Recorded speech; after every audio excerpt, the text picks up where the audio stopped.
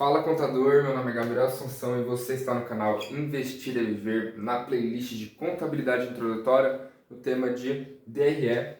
E nessa aula a gente vai falar um pouquinho sobre o reconhecimento de receitas e despesas.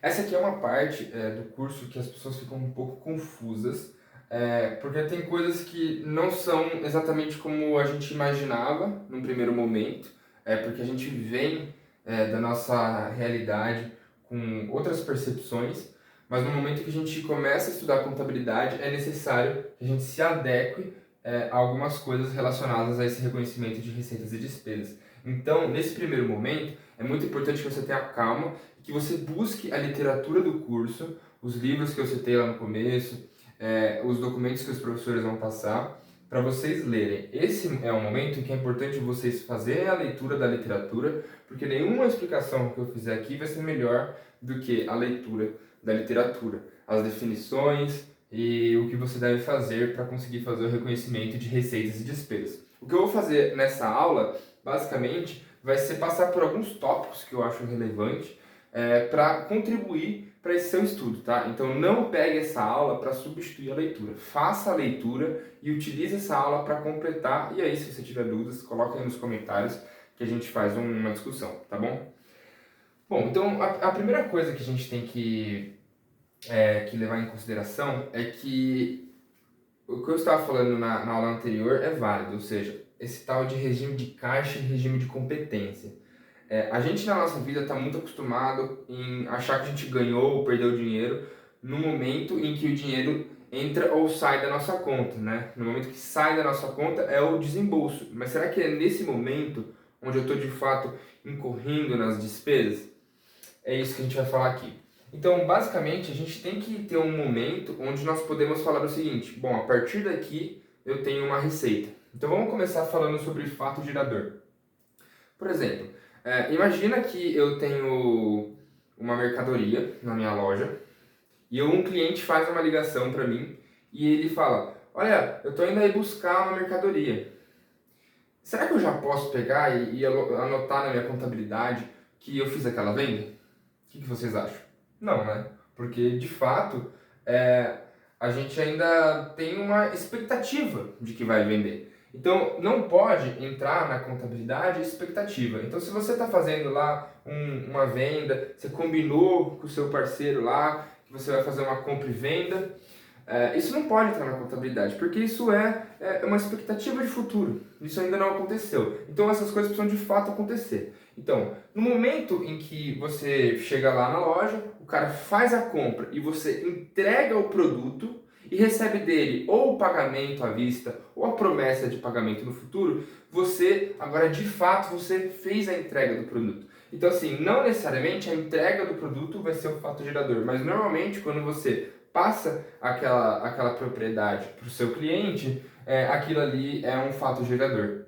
Então a gente precisa ter um momento cronológico onde a partir daqui a gente reconhece a receita, isso daqui é o fato gerador.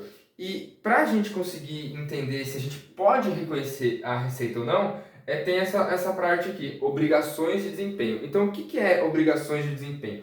Quando você cumpre com tudo que você tinha combinado, de fato você cumpriu com suas obrigações de desempenho. Então, nesse momento, você pode ter o reconhecimento da receita. Uma coisa importante de dizer aqui é que existem produtos e serviços que você entrega de uma vez só, então a gente vai reconhecer em uma única vez, e tem coisas que são ao longo de um tempo, né? Então, imagina que você está prestando um serviço ao longo de um ano de consultoria, mas você vai fazer cobranças mensais, porque você está reconhecendo ao longo de cada menor intervalo de tempo que você está gerando aquela receita, e não necessariamente só no último dia do ano. Então, não necessariamente é um único ponto na linha, mas podem ser vários. Tá? Quando a gente fala sobre despesas, isso está muito mais relacionado com o uso ou consumo de algum ativo que você tinha, e isso vai para a sua conta de resultado como sendo uma despesa. Então, sempre que, por exemplo,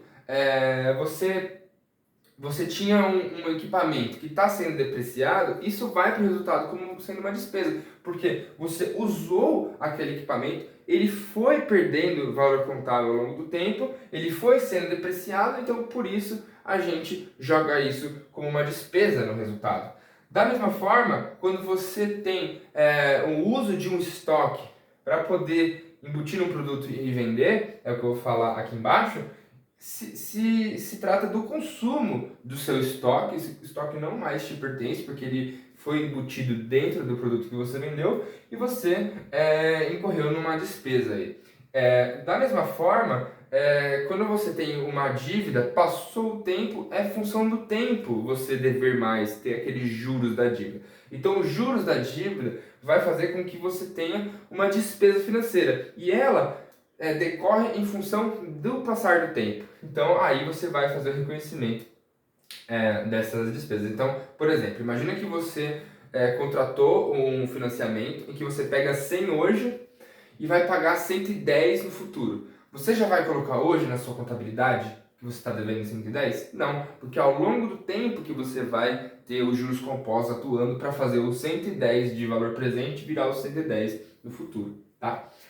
Então, a grande questão aqui é que a gente reconhece as coisas muito mais em função de quando elas estão ocorrendo do que em função do recebimento ou do desembolso daquele valor. Então, aqui, quando a gente fala de regime de caixa, a gente está falando do dinheiro entrar ou sair da conta. Mas isso tem um descasamento temporal com o regime de competência. E é isso que a gente tem que tomar cuidado na contabilidade.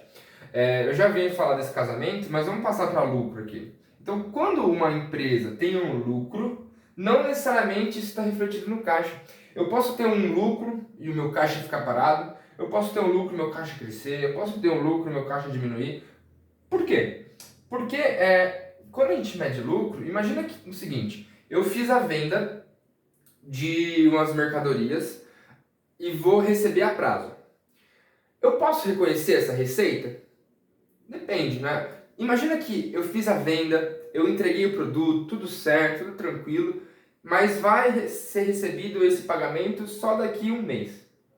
Beleza, eu já entreguei o produto, eu já consumi estoque, o cliente já consumiu aquele produto, já não reclamou, então tudo que tinha que acontecer naquela venda já aconteceu. Eu já usei, já consumi ativos, já gastei aqui, eu já cumpri as minhas obrigações, então de fato eu posso reconhecer uma receita. Então, no meu resultado vai ter essa receita, vai ter as despesas. Então, vai ter lucro no resultado? Vai ter lucro. Mas esse lucro foi recebido? Não, não. Eu fiz uma venda a prazo, então esse dinheiro não chegou ainda. Se esse dinheiro não chegou ainda, não dá para dizer que quando eu tenho um aumento no lucro, necessariamente eu tenho uma correlação com caixa. É isso que eu estou querendo dizer. Caso você queira estudar os impactos do caixa, aí tem várias coisas que impactam o caixa e para isso você vai ter que estudar a DFC, mas isso não é assunto desta disciplina, é da disciplina do segundo semestre, Contabilidade Intermediária 1. Então, a DRE e a DFC mostram coisas diferentes. Enquanto a DRE está preocupado com o lucro contábil, independente dele ter sido realizado ou não, quando a gente fala aqui de caixa, a gente está preocupado com a variação do caixa. E essas duas coisas são importantes, né? A empresa ela precisa fazer uma boa gestão do seu caixa, porque a empresa não pode ter caixa negativo. Da mesma forma, a empresa precisa conseguir saber se ela está tendo lucro, independentemente do seu caixa ter aumentado ou diminuído. Essa empresa ela pode ter comprado um monte de estoque, e isso fez com que ela ficou com pouco caixa. Mas isso significa que ela deu prejuízo? Não, não significa que ela deu prejuízo. Ela está comprando aquele estoque com o objetivo de depois vender e ter mais resultado. Então, no momento em que ela compra o estoque, ela não tem prejuízo. Então, ela consumiu o estoque no momento em que ela compra o estoque? Não, simplesmente é uma transferência de um valor contábil que estava em caixa para estoque. Isso é uma transferência entre contas de ativo, é um débito e crédito entre contas do ativo. Não vai para o resultado. Então, é isso que a gente tem que começar a pegar. E aqui, vinculado ao regime de competência, né, a gente tem esse casamento entre receitas e despesas. Então é o seguinte, eu vou fazer um vídeo só disso, tá? Os 4 lançamentos mais importantes para a primeira prova. Mas é o seguinte, você fez uma venda. Então, você vai reconhecer uma receita lá no seu resultado, crédito. Vamos supor que foi à vista, tá? Então tem que ter uma contrapartida de um débito. Onde vai dar esse débito? Lá no ativo, lá no caixa.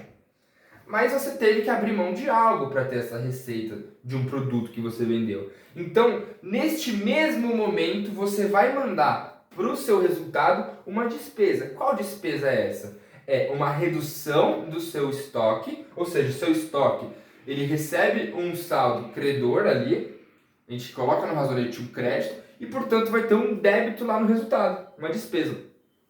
Ou seja, esse estoque que você comprou, no momento em que você o compra, você não vai para o resultado com ele, porque você não consumiu ele, você não usou ele. Isso é uma característica importante para você gerar uma receita, uma despesa.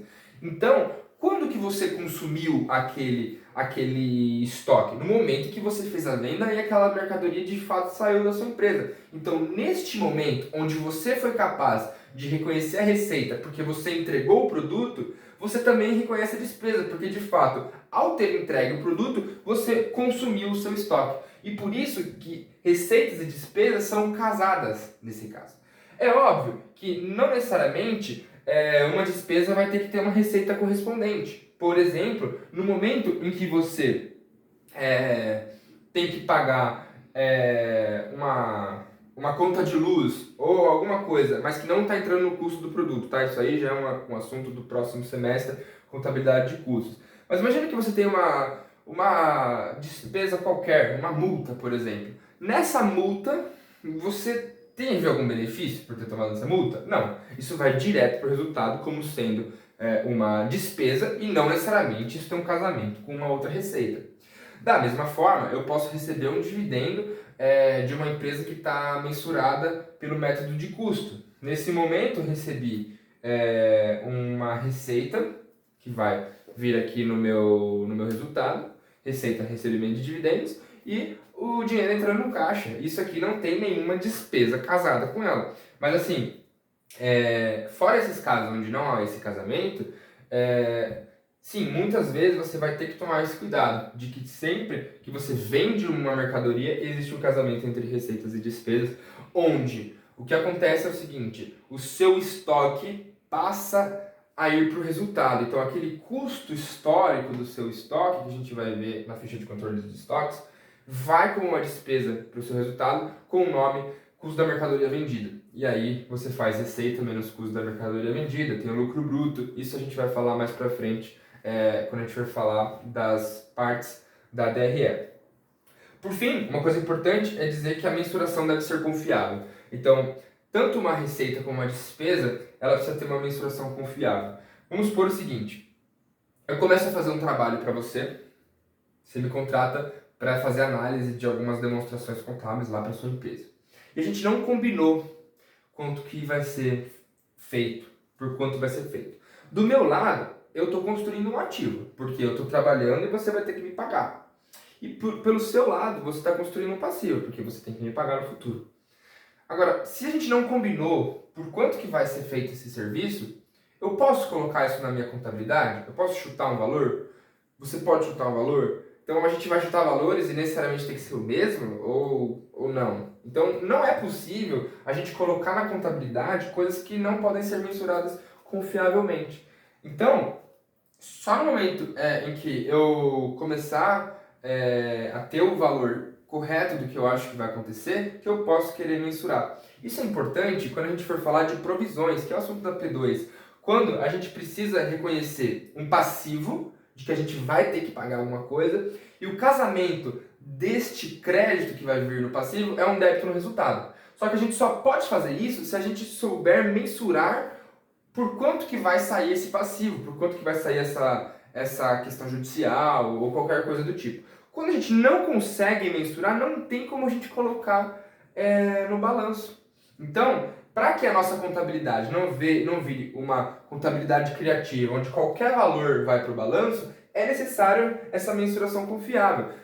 Se isso não fosse feito, a contabilidade seria um castelo sem fundação, ou seja, qualquer valor que eu colocasse ali serviria e isso não teria mais relação com a realidade. Então, uma coisa muito importante, assim, que ajuda muito quando você está pensando essa disciplina A contabilidade precisa estar alinhada com a realidade da empresa. A contabilidade precisa estar alinhada com a realidade da empresa. Qualquer coisa que faça nas suas contas aí com que fuja da realidade da empresa, ou seja, comece a ser suposições ou qualquer coisa do tipo, isso aí não pode entrar. Então é basicamente isso. Eu sei que eu peguei um monte de assuntinho aqui, talvez tenha ficado confuso, mas como eu disse no começo dessa aula, pegue a literatura. Nessa aula é muito importante que você use os livros, use as recomendações que os professores passarem, leiam os documentos para que vocês entendam muito bem como reconhecer receitas e despesas para na hora que você for fazer uma avaliação, ou muito mais